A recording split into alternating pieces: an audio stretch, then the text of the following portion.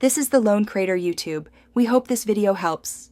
You start by confirming the device model and OS so you grab the correct recovery image. This matters because wrong packages brick devices. Once done, ensure battery above 20% and connect a stable cable to a computer with the right tools. Make sure you have a backup or recent export. If USB debugging exists, enable it now. Press the device-specific key combo to enter recovery, watching for the recovery logo. If the device boots normally, repeat the key timing precisely and try again.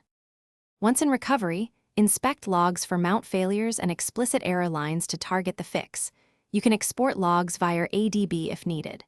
If system partitions are corrupted, reflash a compatible recovery image or run the vendor repair script, and always verify the image checksum to avoid corrupt installs. Try wiping cache and Dalvacart to remove runtime corruption before drastic moves.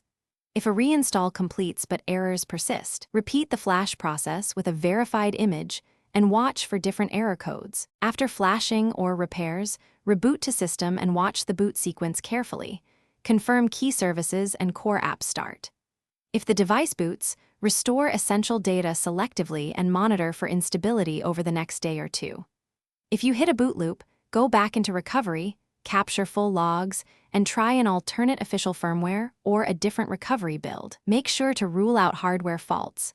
Loose connectors or failing storage can mimic software failures before repeating software-level fixes.